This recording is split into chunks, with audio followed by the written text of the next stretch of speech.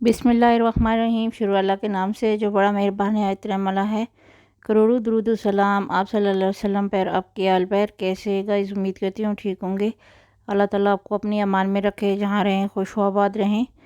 Guys, आज मैं बनाने जा रही थी मीठा, और रेसिपी आपके साथ शेयर करती चलूँ। मैंने डिफरेंट तरीके से इसकी बहुत सारी रेसिपीज़ अपने चैनल पे आपके साथ शेयर की हुई हैं।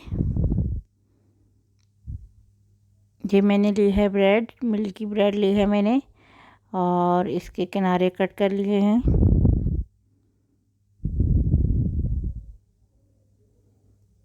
मीठा बनाने के लिए हमेशा मिल्की ब्रेड ही यूज़ किया करें। सैंडविच ब्रेड से मीठा ख़राब हो जाता है।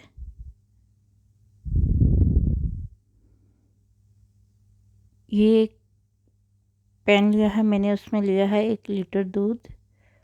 लीटर से थोड़ा कम 1 कप मैंने अलग किया है।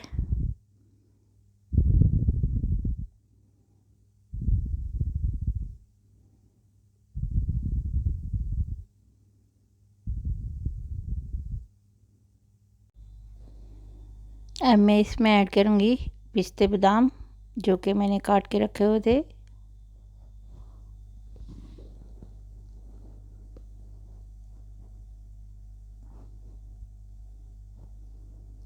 और ये छोटा बाउल लिया मैंने, उसमें मैंने 3 चम्मच कस्टर्ड के डाले हैं।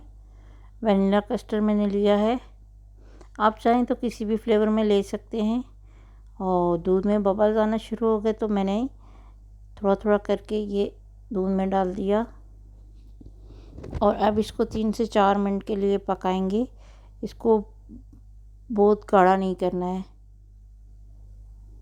जब तक हम ये क्रीम तैयार कर लेते हैं। मैंने 1 पैकेट क्रीम का लिया है, और तकरीबन 4-5 टेबलस्पून मैंने कंडेंस मिल्क लिया है। आप चाहें तो शुगर पाउडर, जो चीनी होती है घर में हम नॉर्मल रूटीन में यूज़ करते हैं, उसका पाउडर बना के वो भी ऐड कर सकते हैं। ये मैंने एक ट्रे ली है, उसमें पहले कस्टर्ड पाउडर की तह लगाई है।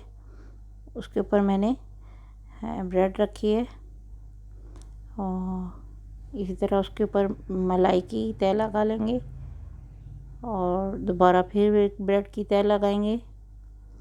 उसके ऊपर कस्टर्ड पाउडर डालेंगे,